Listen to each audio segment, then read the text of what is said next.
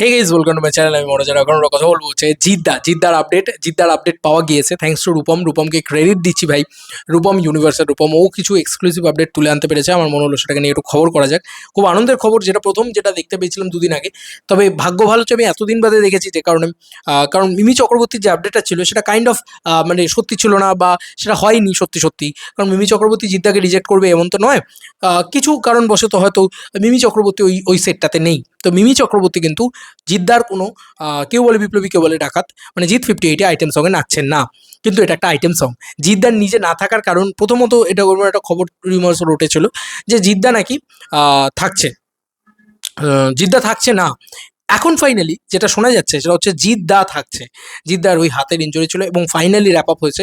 একটা দিন ভারতলক্ষ্মী স্টুডিওতে পুরো গানটা শ্যুট হয়েছে এবং সেখানে কিন্তু টেলিভিশনের একজন বড় নায়িকাকে নেওয়া হয়েছে এবং পপুলার ফেসে নেওয়া হয়েছে। তো দেখা যাক সেটা কোন পপুলার ফেস হয়। সৌমিত্রিষার কথাটা আমার ফাট করে মাথায় এলো। এছাড়াও আরও অনেক পপুলার ফেস আছে যাদের সো কল্ড খুব পপুলারিটি আছে। মিমি চক্রবর্তী নয়। মিমি চক্রবর্তী থাকছে না, এটা ঠিক কথা। হ্যাপি বার্থডে মিমি চক্রবর্তী, আজকে মিমি চক্রবর্তীর জন্মদিন। তবে এই মিমি চক্রবর্তী না থাকলেও জিদ্দা কিন্তু এইটাতে থাকছে। একটা রাগাডা ভাইবস পাচ্ছ?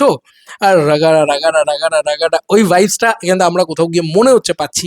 একটা আইটেম সং, যেটা কাইন্ড অফ আইটেম সং, একটু অন্যভাবে প্রেজেন্টেশনের। তো দেখা যাক এই গানটা কীরকমভাবে হয়। এবং টানা টানা রাত্রি 12টা 1টা অব্দি বোধহয় শ্যুট হয়েছে। তো এতটা টাইম জুড়ে কিন্তু শ্যুট হয়েছে এবং জিদ্দা সম্পূর্ণটাতে ছিল। প্রচণ্ড এফর্ট দিয়ে এই গানটা কিন্তু তৈরি হয়েছে, এমনটা বলা হচ্ছে। মানে রূপমই বলছিল, ওর ইনসাইডার বলছে আর কি। খুবই খুবই ভালো লাগে এইসব আপডেটগুলো পেয়ে, মানে জিদ্দার তরফে এইসব আপডেটগুলো পেয়ে। কেউ বলে বিপ্লবী, কেউ বলে ডাকাতের তরফে এইসব আপডেটগুলো পেয়ে। ভাই পুরো ভিসেল মার আপডেট, ভাই পুরো সিটি মার আপডেট বলা চলে। তো মানে এক তো আইটেম সং থাকছে। তবে হ্যাঁ, মিমি চক্রবর্তীটা শুনে একটু স্টান্ট হয়েছিলাম, একটু কেঁপে উঠেছিলাম যে ও ভাই মিমি চক্রবর্তী থাকবে, মিমি চক্রবর্তী থাকবে, একটা ভাইব কাজ করছিল। তো কোথাও গিয়ে না, সেটা হয়তো হয়নি। বাট মানে আমার মনে হয় যে স্কেল আপ করা বা ভালো রকম দেখতে লাগা একটা আইটেম সংকে, সেটা কিন্তু করা হচ্ছে। দেখা যাক এই, মানে কেউ তো এক্সপেক্ট করছি না, না বলো আমরা, মানে আমরা কিন্তু কেউ এক্সপেক্ট করছি না যে কেউ বলে বিপ্লবী, কেউ বলে ডাকাত। তুমি যতটা দেখো, একটা ছবি থেকে তুমি এক্সপেকটেশন যদি লো রাখো, সেই ছবিটা তোমাকে প্রচুর কিছু যদি অফার করে, তখন সেটা ধুরন্ধর হতে পারে। বারবার বলছি এই কথাটা। কেন বলছি? কারণ আজকে দেখো, কেউ বলে বিপ্লবী, কেউ বলে ডাকাতের থেকে তুমি এত কিছু এক্সপেক্ট করছো না, প্রচুর কিছু এক্সপেক্ট করছো না।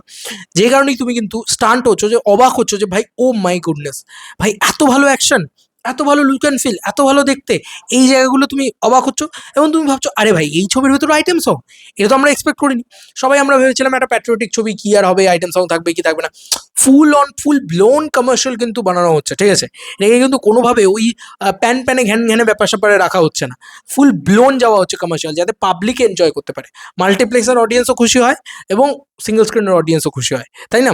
তো এটাই আর কি বিষয়। খুব ভালো লাগছে এটা, এটা দেখেও ভালো লাগছে যে মানে এক্সপেকটেশন তুমি যাই রাখবে, তার থেকে বেশি কিছু ডেলিভার করতে পারে কিন্তু কেউ বলে বিপ্লবী, কেউ বলে ডাকাত। শুধু অ্যানাউন্সমেন্ট ডেট, রিলিজ ডেট, এটা আমরা জানতে চাই প্রোডাকশনের থেকে। দেখা যাক কবে প্রোডাকশন আমাদেরকে অফিসিয়ালি রিলিজ ডেট, অ্যানাউন্সমেন্ট ডেটটা জানায়। সেটা দুর্গাপুজো হোক, সেটা অন্য টাইমে হোক, বা যা হোক, জানিয়ে দেওয়া হোক প্লিজ। আমি তো চাই যে ভালো কোনো টাইমে এই জিততে আসুক। দেখা যাক। আমি এই প্রজেক্টটাকে নিয়ে আমিও প্রচণ্ড প্রচণ্ড এক্সাইটেড অ্যাবাউট ওয়াই। কারণ ওই যে বললাম, এক তো পুরো অরিত্রদাদের টিমটাও কাজ করছে, এটার জন্য এক্সাইটেড। দ্বিতীয়ত জিদ্দা এক্স ফ্যাক্টর, ভাই 2 বছর বাদে জিদ্দা ফিরছে। তারপরে ভাই তুমি ভাও অ্যাকশন, আইটেম সং, এক্সাইটমেন্ট হবে না?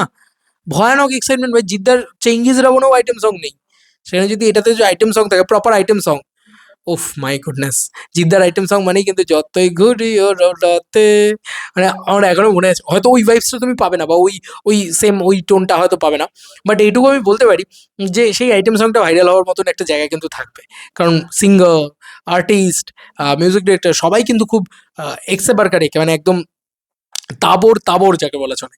তোমাদের কার কি মতামত এই ভিডিওটাকে নিয়ে জানিও কমেন্ট সেকশনে। চলো বন্ধুরা, নতুন কোনো ভিডিওতে দেখা হবে। বাই।